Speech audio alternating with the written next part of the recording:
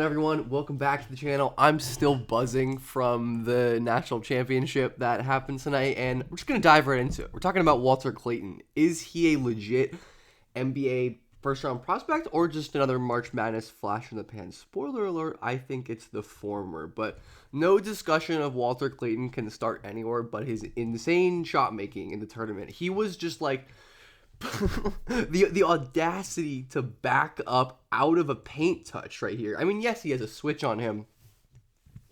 Dribbles back out like that, hops and reverses. He has that like fluidity to where he can contort his body and adjust his angle in midair that all these elite shooters had. And he was clutch all tournament. Of course, big time clutch shot against Texas Tech right there.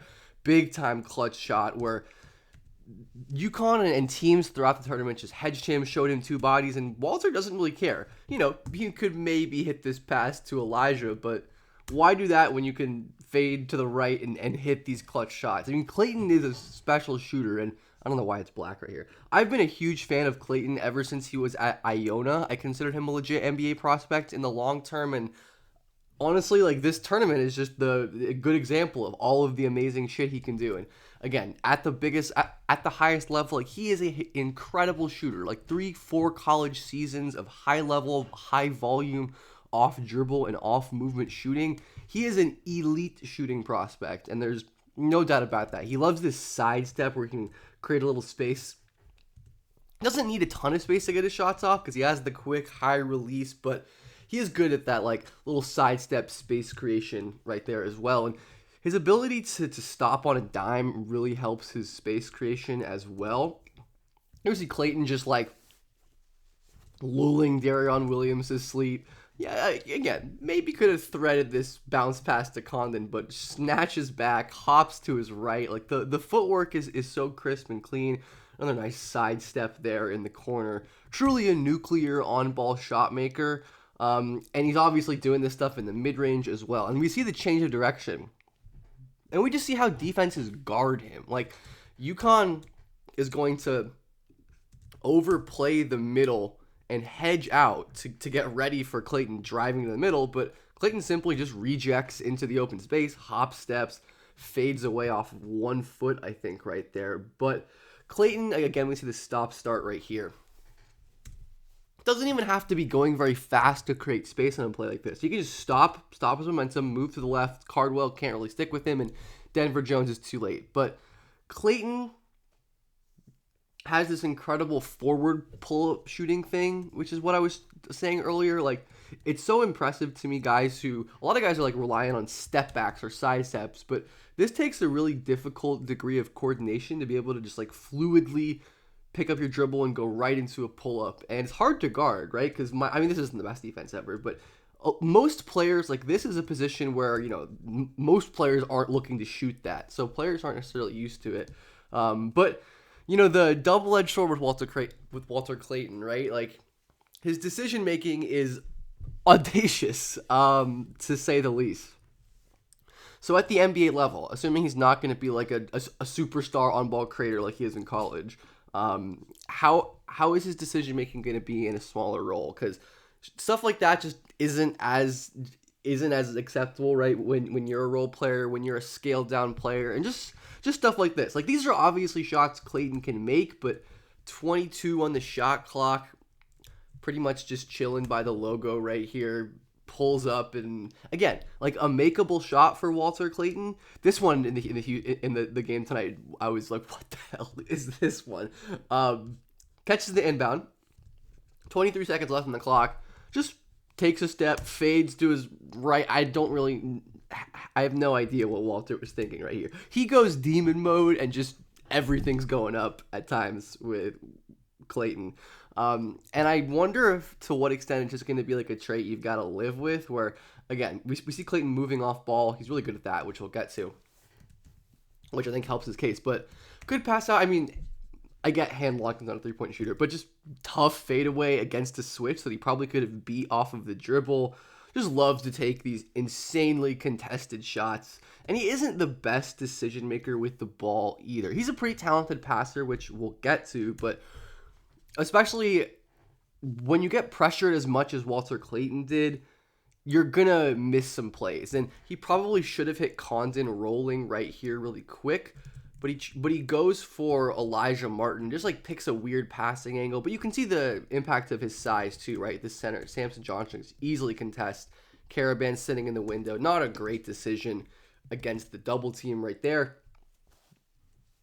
Great pass low right there by Clayton. No, I don't think I meant to have this clip here, but his handle's so damn good. Like look at him just dribbling with Julian Reese's extended arm out there, picks it up, hits the low man. Like he has really nice vision at times in traffic, even though the pressured stuff isn't perfect either. Or a play like this where he's just a little nonchalant, and I do think he misses a good amount of makeable passing reads. This is a pocket pass for a lot of players to the roller right here in space. Clayton waits a beat, tries to fire it into Condon. This is a good play by Queen to get the ball out. But still not the best decision overall by Clayton on that pass right there. And again, we see just processing the floor slowly. Clayton has no problem bending a defense. Like his first step is great. He's very explosive. And I think that's like the foundation of his upside is not, he's not just like a shot maker. He is crazy explosive and he's strong and he can create these advantages off the dribble. Clayton rejecting the ball screen, right? Especially when he's, garnering these aggressive, no middle ice hedge coverages, right? He can burn them to the baseline. This ball needs to be out now. Waits another beat, jumps in the air for some reason, and overshoots Thomas Houck. Shout out Thomas Houck, by the way, one of the best players in the tournament himself. He's so sick. This is just like a classic Walter Clayton play. 20 seconds on the shot clock. Pull up three, decently contested by JT Thomas. Houck gets the rebound. Clayton's going to end up getting the ball back, and this time he's going to make the big play with the pass and get it to Houck for a three. So you see the ability, right? Clayton gets double teamed because he's such a high value, dangerous shooter. Kicks out to Houck, who hits an open three. Like, he has the gravity to make his passing life easy, which is another, I think, positive indicator for his NBA passing, that he doesn't have to be like a passing savant. He just needs to cut down on the weird decisions where, again, you can kind of argue one, maybe you squeeze it into hand locked, but I get it against an aggressive defense. This skip is probably an option. Even just swing to how, like, this is probably the last pass I would honestly try from this position. Like I get what Clayton's trying to do. Like, he's reading this low tagger, but I don't like the overhead pass delivery. It's a lot of cleaning up to do for him as a playmaker. And even when you see Clayton getting all the way to the basket, right? He probably could have had the lob here. There was nobody really there to contest hand logs in at the rim. Like, just doesn't have the most incredible vision on the move, on the drive. Like, has some passing skill, which we're going to talk about, but not like the most natural playmaker. I actually thought he generally did a pretty good job as a passer in this Houston game. Super quiet for him in terms of scoring, but they sent a ton of pressure at him, a ton of length, and he had a couple turnovers and a couple bad reads. But I think especially in this first half, before his scoring guard got going, he was making really good plays. Houston sends the hedge right here. You can see his eyes are kind of looking ambiguously towards the corner. LJ Cryer sinks out, hits Chinyalu for an open dunk. Like, that's a huge play right there. Uses manipulation, playing against pressure. Like, high level pass there from Mr. Walter Clayton. And he's really good as like an off-ball passer.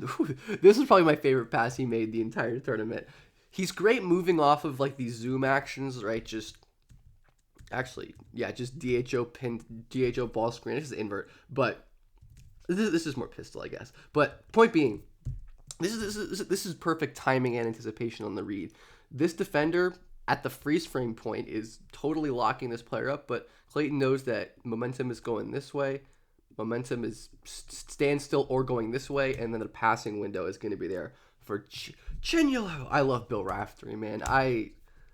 March Madness is just so amazing. Like, everything about it is amazing, and Bill Raftery is great too. This was one of his better passes going downhill, I thought, in the tournament, where Clayton splits this double team, lobs it up to Hanlockton for an easy dunk right there.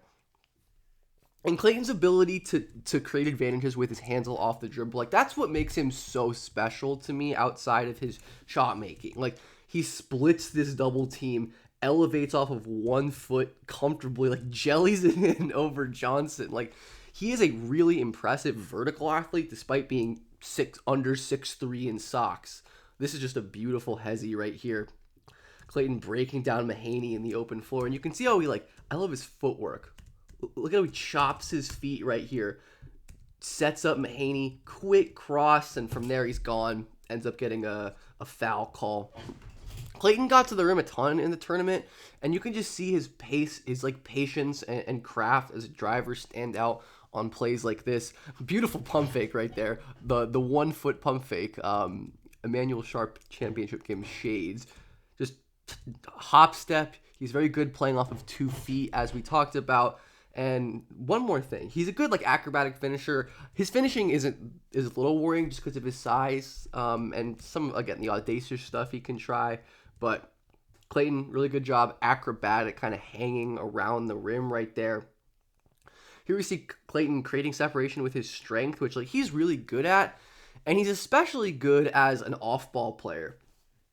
And I think this is what makes me so confident in Walter Clayton outside of just his shot making and stuff, because he's adding value with this stuff even without the basketball, right? He's able to create separation with a little step back or behind the back bump into the middle, but he's so good at the Steph relocation, right? After he passes, always sprinting out to the 3-point line because defenses sleep, right? He gets, this.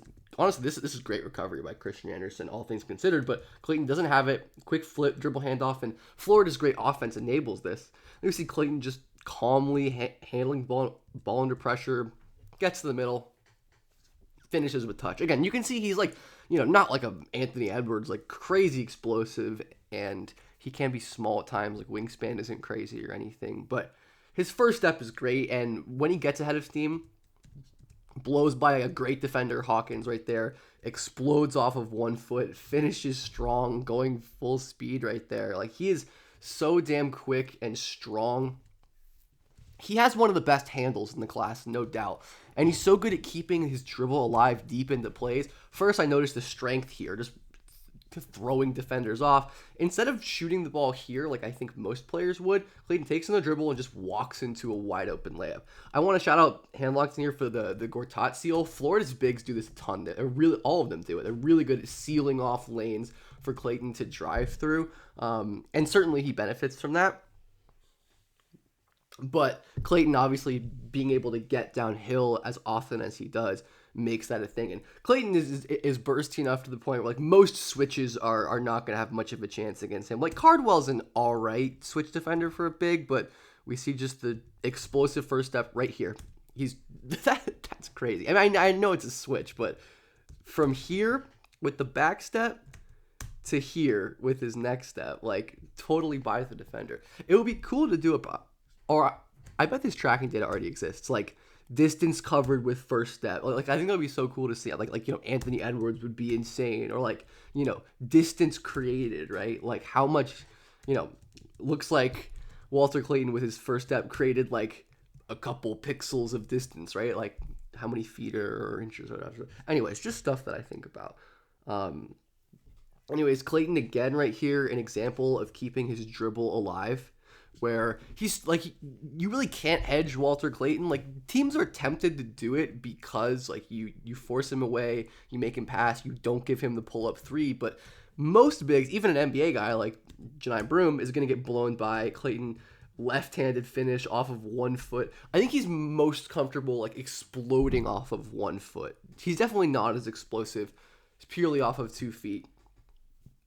And another one where there's so many Clayton plays on tape like this where the creation is phenomenal, right? Burst by the defender, keeps his dribble alive, hop steps in between a crevice, just can't finish. Honestly, that one, yes, Caravan and Reed are in the area, but he kind of smoked a wide open layup. He had it right there, honestly. But Clayton's ability to create these easy downhill advantages is just so enticing for his archetype, I think, and kind of separates him from a lot of the the Peyton Pritchards or the Shabazz Napiers who he's getting compared to. We'll talk about comparisons in a second. But again, blows by Kelly with his second step, elevates and just can't finish. He's gonna have some of these just being a smaller player. I think it's just kind of par for the course.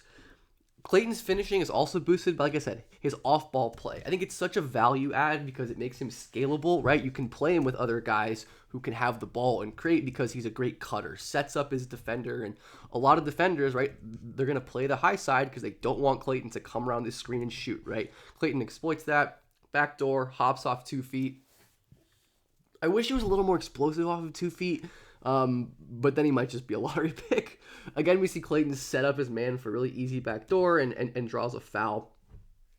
Where we see again how hard they're jumping this pass, trying to stop Clayton from getting the ball, but leaves so much space for Clayton to cut into it. And, it obviously helps having really nice passing bigs like Condon and Houck, and even Hanlington can pass a little bit. But Clayton really benefits from this. This was a fun play, like, can't see the beginning, but he chucks it down to Condon in early offense. Then Clayton immediately cuts behind him to draw the foul. Like, super active, high motor off-ball player. That's a skill or a trait that I really value, and I think isn't easy to develop. And Clayton is, of course, like a little bit older. He's gonna be 23 or 22 and a half or something. But first, they're running a little flare for Clayton to get a shot. He ends up creating a mismatch, and Condon gets an open look. He gets it back after relocating, and the shooting gravity here is crazy, right? This defender's got to sprint out. Condon just makes an extra pass, and doing this more consistently, right? Like reining in his decision making. We see the good decisions on tape. He does them. He can absolutely do them. And the results for him, again, I think this version of Clayton, like even if he's not an on-ball guy, can be like a dribble handoff shooter, a secondary passer, like pseudo Duncan Robinson-esque, JJ Redick-esque role. Even though I think Clayton's always going to lean a little bit more on ball than those guys. And his stat profile is really interesting. I want to just quickly, this is you can see the query I've got up. But Clayton, just a crazy shooter across his career. Like, huge amount of attempts, amazing free throw shooter, great, like, long 2 shooter as well. And when you look at high major guards, like similar size, 6'2 to 6'5", solid decision making with the assist to turnover ratio, crazy high volume shooters who can, dunks as a proxy for vertical pop. We get a couple names, star level guys.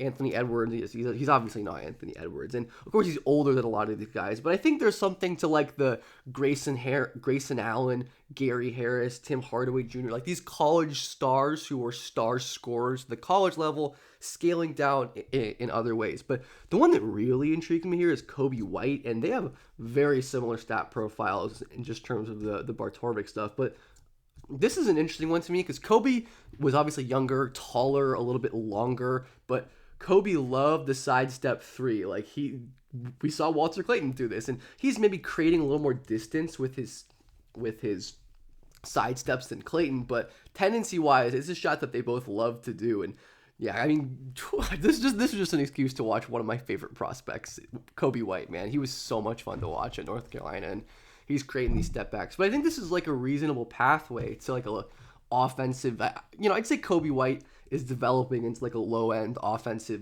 like ancillary star, probably second creator. And I think Clayton can become that for sure. Like, White was a similarly audacious shooter at times, pulling from the logo, or at least his heels on the logo. And there were some of these shots, on his tape where it's like, I don't know if that was the shot to take, but it is just really good, quick trigger. We see the same kind of stop-start ability that Clayton has, very present in Kobe White's shooting profile. Also similar, like some similar finishing stuff as well. They both played off of 2 feet a lot and had this great craft. And, Kobe wasn't the best passer in the world either. He missed some passing reads at times, and I think still is not the best playmaker in the world, even though he's improved, and I think he's a solid enough passer for his role. But point being, Kobe, like, had the burst, but there were moments where he's definitely not as strong and as, I think, vertically explosive as Clayton, which was definitely another difference. But both of these guys love splitting pick and rolls. We saw Clayton do it at least once, and this is just such a flashback. Like, R.J. Barrett, Kobe splitting the pick and roll, Zion contesting, Cam Johnson open in the corner, Trey Jones sinking down. Like, this is awesome. But the split, I think, is just like a characteristic of a lot of great deadly pick and roll players, ball handlers, and Kobe White absolutely had that. And he's developed into a really good scorer out of the pick and roll in the league. And like I said, Kobe can get up a little bit. He can get up a little bit in the NBA, but I really do think there are shades here. And I wanted to talk about Walter's defense because I think his defense is really interesting as well, but I don't want to make this like an hour-long video. So I just want to talk about this last play of the national championship was such a Walter Clayton play. Like this was the most Walter Clayton play to ever Walter Clayton, where they're running sharp off of the ram screen, the down screen. Clayton just like, I don't know if he thinks there's a switch coming, like Condon's gonna take sharp. He just sitting in the paint. Once he notices he fucked up, look at the closing speed, forces Sharp to almost travel. They get the turnover. Like, yeah, not the best decision in the moment, but the tools to make up for it, the athleticism, the recovery, like, you know, again, if Sharp just didn't leave his feet and just pump faked, he probably got a wide open three. But Clayton made him uncomfortable, disrupted him, and I think like with his physical tools, and there's some really good on-ball defense stuff on his tape. My recording software is messing up there, but I'm a big fan and proponent of Walter Clayton at the NBA level. I don't think this is a March Madness fluke. He's been doing this for years, honestly. The elite shooting, the shot making, the strength, the driving, the playmaking, the defensive moments. And there's certainly a chance he flames out and the decision making is just never, good enough and he can't find like himself in the shot maker role. But I think he's too talented of a shooter overall, not just as like a pull-up guy, but as a dribble handoff off-ball guy. And there's enough passing there for me to project him to a possible like, low-end on-ball star. Like that's a guy who I think is a clear first-round pick, and there are going to be people who have him lottery, and I honestly don't scoff at that. Like, I get it. I wouldn't have him that high, but I do, in fact, get it. I don't know what the hell is in my teeth. I'm not going to re-record this. I like this take. But anyways, thanks all for watching the video. Let me know what you think, and I hope you have a really good